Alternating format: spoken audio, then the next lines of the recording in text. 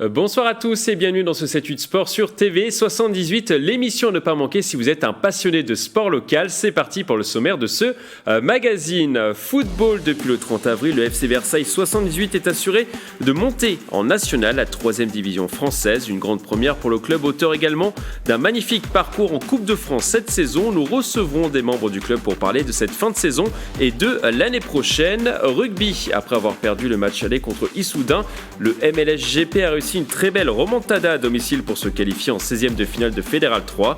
L'équipe peut toujours croire à une montée en fin de saison, plus d'informations à suivre.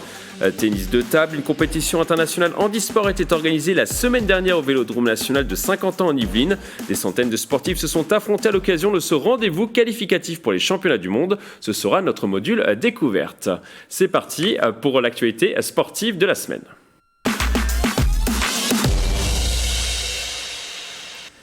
Avant de développer ces titres, on va parler d'aviron. On ne le reverra plus dans les bassins. L'Yvelinois Thomas Barouk, 34 ans, a annoncé sa retraite sportive après plusieurs blessures contractées ces dernières années.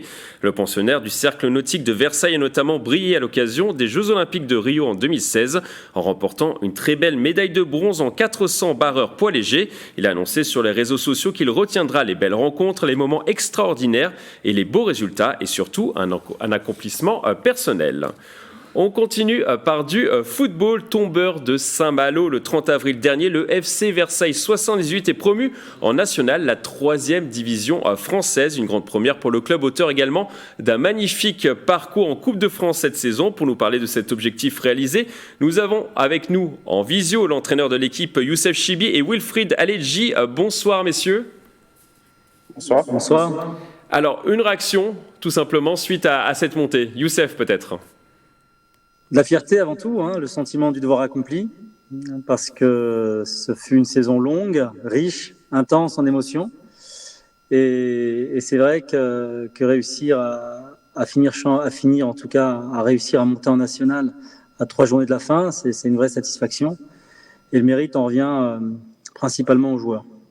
Wilfried Aledji, même réaction? Même réaction, beaucoup de joie, de satisfaction d'avoir atteint l'objectif principal qu'on s'était fixé en début de saison. Donc, que de la joie. Est-ce qu'on peut dire que c'est un véritable soulagement? C'était l'objectif qui était fixé en début de saison. Il est accompli. C'est un soulagement?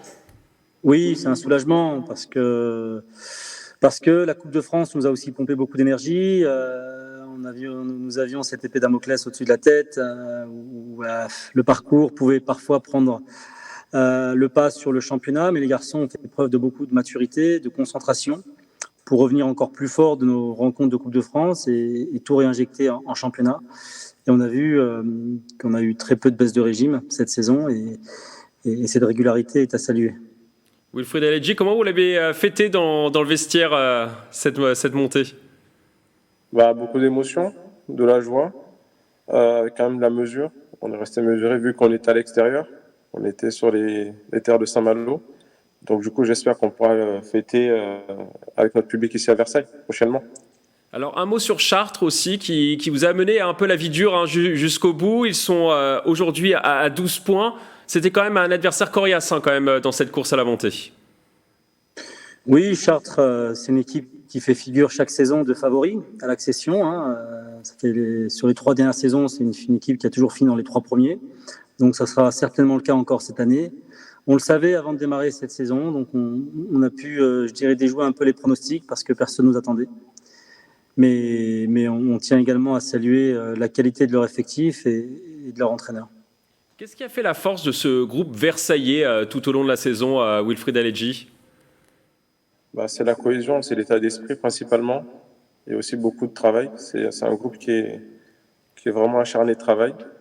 Et c'est vraiment une bonne bande de copains, une bonne bande de travailleurs et ça a réussi à payer. On a réussi à retranscrire ce qui se passait dans le vestiaire sur le terrain, principalement. Et c'était un groupe nouveau quand même, Youssef Chibi, cette année. Ça n'a pas été compliqué justement pour que la mayonnaise prenne? C'est vrai qu'on a renouvelé l'effectif à hauteur de 70% l'été dernier. Il a fallu faire une bonne préparation, bien chargée. On a pu faire quelques stages qui nous ont permis de renforcer les liens et d'essayer de se découvrir encore plus. C'était important, mais l'état d'esprit de chaque joueur est à saluer parce que sans la volonté commune de faire un pas vers l'autre, on aurait mis beaucoup plus de temps à se découvrir, à s'apprécier, à se comprendre, et on ne l'aurait pas trouvé aussi rapidement sur le terrain. Donc c'est vraiment à la base les caractères de chaque homme qui ont fait que cette réussite soit celle-ci aujourd'hui. Vous n'avez perdu qu'un seul match cette saison en championnat. Est-ce qu'on peut vous dire que vous êtes l'une des équipes les plus solides finalement du championnat ? Les statistiques parlent d'elles-mêmes, à savoir qu'on est aujourd'hui on est la meilleure défense de France, les 4 poules confondues. On est l'équipe qui a le moins perdu également, donc forcément se dégage une solidité, une envie commune de concéder la moindre situation défavorable. Et ça, c'est le reflet d'un langage commun qu'on retrouve sur le terrain. Et encore une fois, la base, c'est vraiment les connexions entre chaque homme et chaque joueur qui ont fait qu'on a cette réussite aujourd'hui. Alors cette année, vous avez aussi vécu ce fabuleux parcours en Coupe de France. Vous êtes allé jusqu'au stade des demi-finales. Vous avez perdu face à Nice 2-0. Finalement, vous n'avez pas été humilié dans ce match-là. Vous avez su répondre à cette équipe de Nice qui terminera sûrement dans le top 5 de Ligue 1. Est-ce qu'on peut dire, Wilfried Aledji, que c'est une année de rêve, vraiment, cette montée plus cette Coupe de France ? Je pense que c'est une année de rêve, c'est une année exceptionnelle. Il y a très peu de clubs qui ont, je pense, pu jumeler un parcours de Coupe de France aussi longtemps, avec une performance en championnat régulière tout au long de la saison, avec un aboutissement qu'on a connu qui est la montée. Donc c'est vraiment, moi personnellement, j'en ai pas connu 2 des saisons comme ça, et je pense que très peu de joueurs amateurs peuvent se targuer aujourd'hui d'avoir un parcours de Coupe de France tel qu'on l'a fait, cumulé à une montée la même saison, quoi. C'est vraiment, c'est rare. Youssef Chibi, est-ce que vous l'aviez imaginé avant le début du championnat, ce parcours en Coupe de France combiné à cette montée ? Non, ce serait présomptueux de le penser. Moi, je me concentre principalement sur le travail à effectuer, sur le fait d'essayer de fédérer et de rassembler autour d'un projet sportif, qu'on puisse le retrouver sur le terrain. Mais c'est vrai qu'aujourd'hui, arriver à ce résultat-là, notamment la Coupe de France, où il y a quand même pas mal d'indécisions. Non, on ne pouvait pas l'imaginer. On ne pouvait pas l'imaginer, honnêtement. Maintenant, il faut assurer ce titre de champion. Il reste 3 matchs. C'est un réel objectif ou vous dites on est en vacances, c'est bon, on a assuré les objectifs ? Non, on n'est pas en vacances. On a ce titre à aller chercher face à une bonne équipe de Plavenay qui joue son maintien, qui nous a aussi donné du fil à retordre sur le match aller. Et il y a aussi le championnat, il faut rester mesuré par rapport à l'éthique du championnat. Donc on laissera rien. On a des statistiques aussi individuelles et collectives à aller chercher. Donc on a pas mal de challenges qui nous permettra de rester focus jusqu'à la fin du championnat. Maintenant, c'est quoi la suite pour Versailles pour la saison prochaine ? Est-ce qu'il va y avoir un chamboulement à l'intersaison ou vous allez continuer avec les mêmes joueurs ?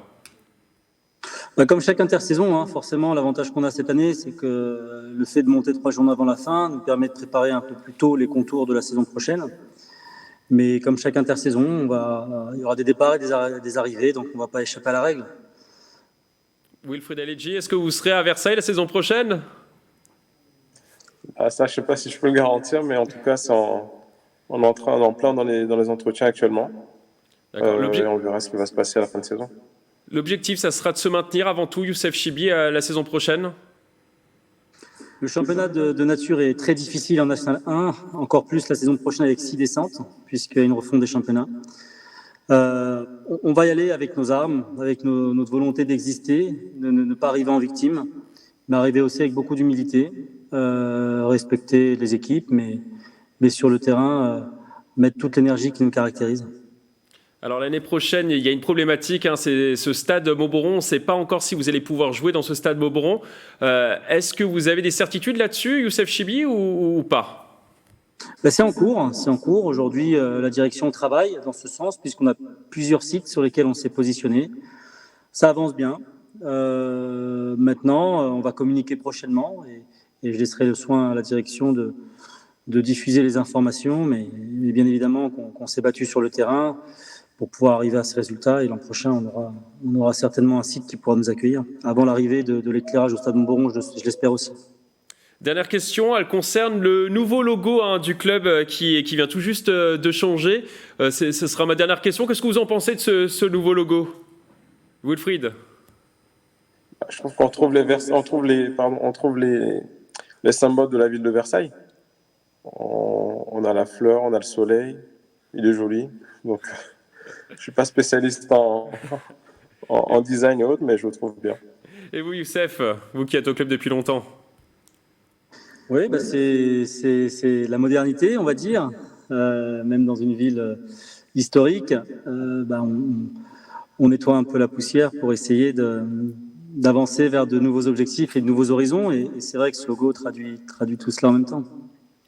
Merci à vous deux d'être intervenus dans cette émission. Je rappelle la date de votre prochain match et peut-être le match du titre de National 2. Ce sera le 14 mai à 18h au stade Mauboron contre Plabennec. Merci à tous les deux. Merci. Merci.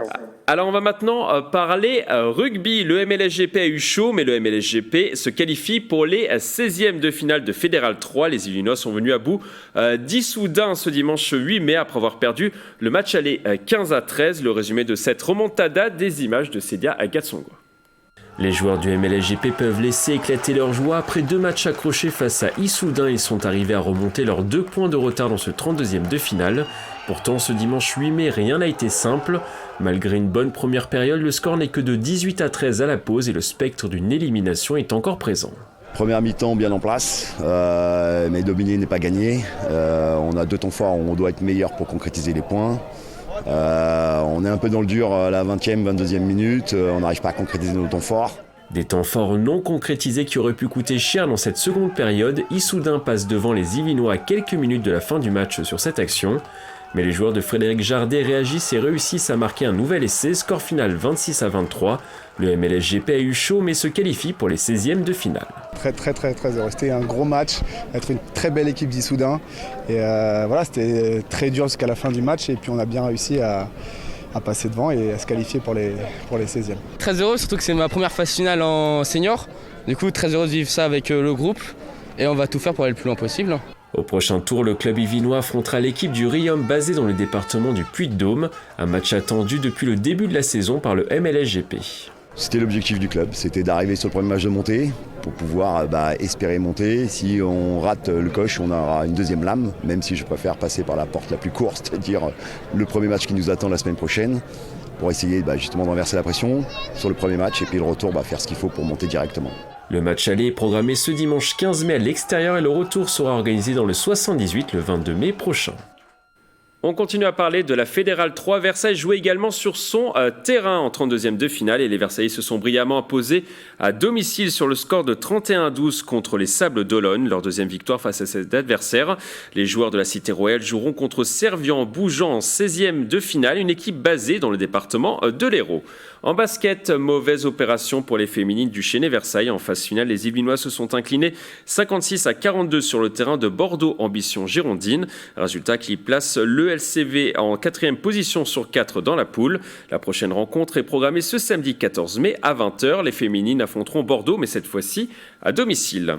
En football, dans le championnat de R2, c'est terminé pour Houille. Les Yvelinois ne monteront pas, ils ont perdu chez eux. Et dans le même temps, Bobigny a gagné 4-2 face à Vallières-Crône. De son côté, Nauf a concédé le match nul à domicile face à Franconville. Houille va donc terminer 2e et Nauf devrait terminer à la 10e place sur 12. Toujours en football, un étage en dessous en Régional 3. Mauvaise opération pour Morpa qui chute sur le terrain des Ulysses ce dimanche 9 mai. Dans le même temps, l'équipe 2 de Versailles s'est largement imposée face au Perret sur le score de 5-1. Les deux équipes yvelinoises devraient terminer dans le top 5 du classement en fin de saison. On va maintenant parler de la Conference League de football. Un Yvelinois a joué la semaine dernière en demi-finale de la compétition. Son nom, Matteo Guendouzi, le joueur originaire de Poissy formé au PSG, a affronté le Feyenoord de Rotterdam ce jeudi 5 mai. Titulaire, il n'a pas réussi à marquer pour qualifier l'OM en finale. Score final 0-0 au Vélodrome. Après le score de 3-2 au match aller, Matteo Guendouzi a maintenant pour objectif de qualifier l'OM en Ligue des Champions. Athlétisme à présent, ce samedi à 7 mai, la 8e édition des Golden Blocks est passée par la place du marché à Guyancourt, une grande première pour les Yvelines. Le concept, réaliser un sprint de 50 mètres en face à face sans chrono. Ce dispositif a été lancé par Ladji Doucouré, champion du monde d'athlétisme, pour soutenir les quartiers populaires. On l'écoute, il était au micro de Mathilde Franco. Les Yvelines, c'est un grand département. On sait que c'est un département très sportif qui donne beaucoup de possibilités au sport et l'éducation par le sport. Et on est pareil. On a envie d'éduquer les gamins au sport. On cherche des talents. On cherche à faire de la promotion. Donc pourquoi pas s'associer sur certaines journées et les accompagner à devenir des grands hommes et des grandes femmes, tout simplement. En boxe, bonne nouvelle pour l'Yvinois Tony Yoka. Il a été désigné pour disputer le titre européen des lourds laissés vacants. Le sportif originaire de Chanteloup-les-Vignes va affronter l'Allemand Agit Kabayel, un boxeur qui n'a jamais perdu et qui affiche un bilan de 21 victoires, dont 13 par KO. La date n'a pas encore été communiquée par les organisateurs. Mais avant de penser à ce combat, Tony Yoka affrontera le Congolais Martin Bakolé le 14 mai prochain à l'Accor Arena à Paris. À la Verrière, les curieux ont pu tester le Ado lundi dernier, un sport d'un nouveau genre qui allie à la fois le jeu vidéo et la balle aux prisonniers. Le concept, 2 équipes s'affrontent à l'aide de boules d'énergie et de boucliers. Ce rendez-vous était le premier tournoi initiatique de ce genre organisé dans les Yvelines. On écoute l'un des organisateurs au micro de Justine Brasi. Chacun a un viseur en fait sur lui comme une grande rose et on peut construire des boucliers holographiques comme un peu dans Black Panther et on a des boules d'énergie style Kamehameha. On doit viser un peu comme si on jetait une boule de tennis. On doit viser en stratégie avec son équipe, l'équipe adverse et éviter les boules d'énergie qui viennent nous toucher. Ado, ça veut dire vibration. Donc ce qu'on voit des fois dans les jeux vidéo, Hadoken, voilà. Et donc en fait l'idée c'est d'avoir suffisamment de boucliers. On est limité, de gérer son énergie et avoir le plus de mouvements possible sur des matchs courts comme le squash, 1 minute 30 et on fait plusieurs matchs. On va maintenant parler d'un événement qui fêtera le 16 mai prochain à ses 30 ans. Le Tea-Break Roland-Garros, fondé par l'Yvinoise Véronique Chaplin, reviendra lundi prochain au golf Robert-Arsan à la frontière du 78. Le concept est toujours le même. Des initiations sont organisées sur un golf avec des enfants du département. En parallèle, des sportifs de haut niveau joueront au golf. Et enfin, le soir, des enchères prestigieuses ouvertes au public sont organisées. C'est notre Interview Express.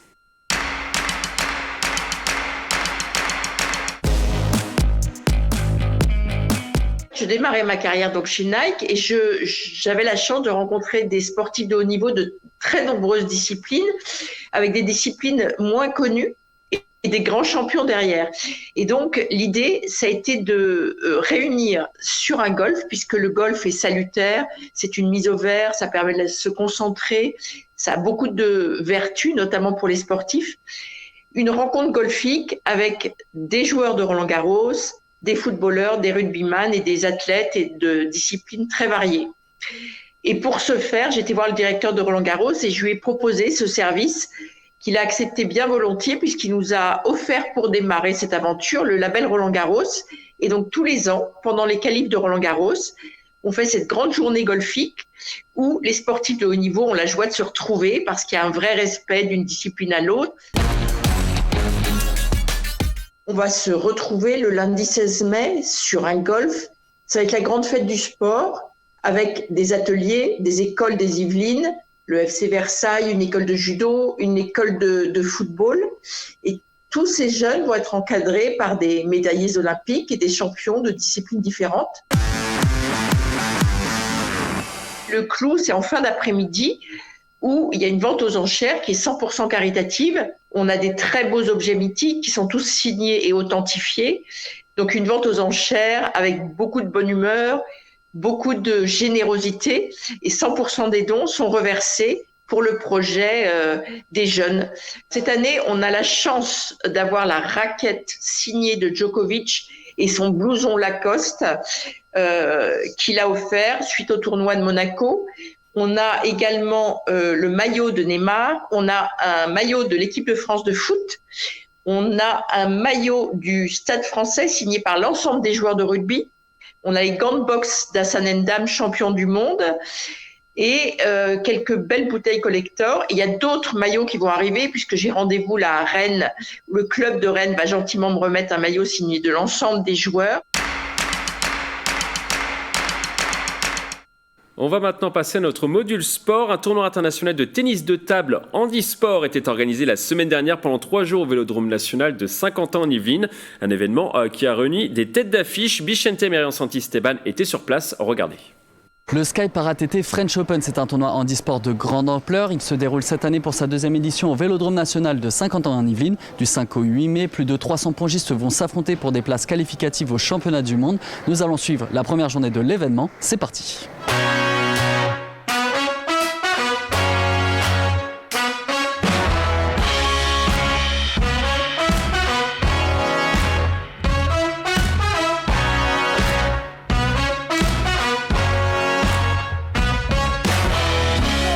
Pour présenter un peu le tournoi, on est avec Geoffrey Nizan. Habituellement, tu es directeur sportif au Skyping, aujourd'hui organisateur. Ça fait quoi de changer un peu de rôle ? C'est totalement différent. Normalement, je suis derrière les joueurs et je coach, j'entraîne. Là, je ne les vois pas, les joueurs. Je suis plutôt sur l'organisation et faire en sorte que tous les pôles du tournoi se passent bien. Et voilà, cette organisation, là, ces 4 jours intenses, comment ça a été pensé, comment ça a été fait ici ? Du coup, on a eu le premier tournoi en novembre dernier, où on a mis 1 an pour le préparer. Sauf que pour passer sur un coefficient 40, donc les plus gros tournois internationaux, on nous a demandé de le faire en 6 mois. Donc forcément un peu plus compliqué, un peu plus de travail. Mais le plus dur, c'est le début. C'est pas les 4 jours de compétition. Une fois que la compétition est lancée, c'est bon. Le plus dur, c'est toute la préparation pour gérer tout ce qui va être transport, hébergement, la salle, respecter toutes les normes, etc. Pour la première édition, ça s'est déroulé à Voisins-le-Bretonneux. Là, c'est une enceinte un peu plus grande. Ça change quoi ? Déjà, ça change qu'on peut avoir un peu plus de public. Donc, on a été limité à 500 personnes sur Voisins-le-Bretonneux. Là, on peut monter jusqu'à 5000, même si pour l'instant, on n'a ouvert que 1000 places, puisqu'on ne savait pas comment c'était. Et surtout, ça nous permet d'être sur un lieu site olympique, ce qui était très important pour nous, puisque l'objectif est de postuler sur le tournoi de qualification olympique et paralympique l'année prochaine. Et aussi, c'est pour avoir la place du nombre de tables demandées pour le cahier des charges. L'année dernière, on était sur une salle de 12 tables. Là, on doit être sur une salle de 16 à 20 tables. Donc, il nous fallait une salle plus grande. Par rapport à toutes les tables, justement, tu disais, sur les 4 jours de compétition, d'abord c'est les championnats seuls et après c'est par équipe. C'est ça, comment ça se passe les 4 jours ? Oui, alors c'est les simples les 2 premiers jours. Par contre, les par équipes n'existent plus. L'année dernière, on avait des par équipes, mais il y a une nouvelle formule pour les jeux qui a amené les doubles. Donc double dames, double messieurs et double mixte. Donc on est le 3e tournoi cette année à les tester. Donc c'est encore en rodage au niveau de la fédération internationale, mais l'idée c'est qu'on soit prêt pour les jeux de Paris. Bon, peut-être un petit mot pour les pongistes du Skyping. Merci à eux surtout parce qu'il a fallu beaucoup de monde pour organiser. Heureusement cette année on était aussi en co-organisation avec la fédération handisport, ce qui nous a permis de mutualiser et de faire des binômes bénévoles du club et salariés de la FFH. Et franchement c'est top, ça a super bien marché, donc merci à eux, merci à tous. Merci beaucoup Geoffrey Nizan. Ce tournoi, vous l'aurez compris, c'est un rendez-vous international et qui dit rendez-vous international dit équipe de France. Écoutez les réactions de la manager et de Fabien Lamiraud, multiple champion olympique. Il y a deux tournois cruciaux dans la saison, l'ASCO la semaine prochaine donc en Slovénie et l'Open de France qui sont vraiment les 2 plus gros tournois de l'année et il y a beaucoup de points à aller chercher, c'est un système de ranking comme au tennis pour qu'ils aillent se qualifier. Notre objectif c'est à chaque tournoi d'être dans le top 3 mondial des nations jusqu'aux Jeux de Paris. C'est une belle enceinte, c'est une belle enceinte qu'on découvre, qui est normalement destinée à un autre sport que le nôtre, mais on s'en accommode, ça fait une belle salle, une belle aire de jeu, plutôt conviviale avec c'est une belle enceinte où voilà, on va s'apprivoiser tranquillement. Et parmi les Français présents ici, plusieurs viennent forcément du club local, le Skyping. Nous avons rencontré 2 d'entre eux, Lucie et Yorick, pour nous parler de leur premier jour de la compétition. Je suis donc avec Lucie du Skyping. Lucie, est-ce que tu peux me parler un peu de l'ambiance ici ? Comment ça se passe ce premier jour ? Oui, bien sûr. Moi, j'ai pas encore commencé. Je pars 2e de poule. Donc, je commence à 14h30. Je suis arrivée un peu plus tôt pour supporter tous les Français. Et puis, je vais manger assez tôt et je vais commencer à me mettre dans ma routine après. L'année dernière, le tournoi, c'était à Voisins-le-Bretonneux. Là, c'est au Vélodrome National, un espace un peu plus grand. Ça fait quoi de jouer ici ? Les espaces de jeu sont plus grands, je trouve. Et c'est un COEF 40, donc en fait, c'est un plus gros tournoi et c'est qualificatif pour les mondes. Justement, qu'est-ce que tu vises, toi, tes objectifs pendant ces 4 jours ? Gagner le plus possible de points. Et voir après, parce que j'enchaîne, en fait, je fais 2 tournois là en 10 jours. J'enchaîne Saint-Quentin en Yvelines et j'enchaîne l'ASCO en Slovénie. Donc faut aussi avoir des temps de pause pour pouvoir accumuler toute la fatigue qu'il y aura pendant les 10 jours et pouvoir bien jouer aussi. Donc voilà, Bah écoute, on va te suivre un peu. Bon courage pour ces genres de compétition. Je suis donc avec un autre joueur du Skyping, Yorick, bonjour. Salut. Comment ça se passe ce début de tournoi? Est-ce que tu as déjà joué toi? Je viens de faire mon premier match et j'ai perdu. J'ai accroché, alors j'ai joué le 7 mondial, donc par plutôt favori le mec, les premiers de poule et je perds 3-1, donc je lui prends un 7 quand même, je le fais douter, mais j'ai pas su être rigoureux dans la tactique. Et le fait que ce soit le premier match aussi, j'ai pas pu jouer mon meilleur jeu et en même temps il est expérimenté, et, il est devant, donc pas de regret. J'ai pas fait un mauvais match. Je suis pas content de moi parce que j'ai perdu, mais au fond de moi je me dis qu'il faut quand même rester content de moi, mais non, je suis pas content. Non, Comment ça va se passer là, la suite de la compétition? Il te reste des matchs aujourd'hui et quels sont tes objectifs?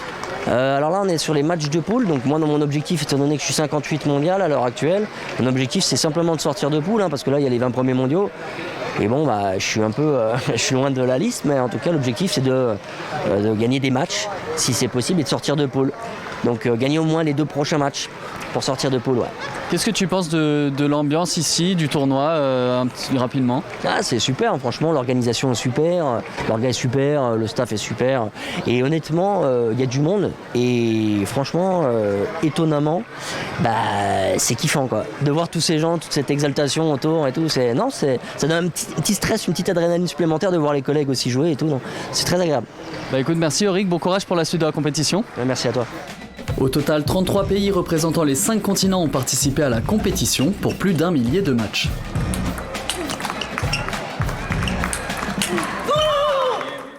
C'est la fin de cette émission, merci de l'avoir suivi, à bientôt sur TV78.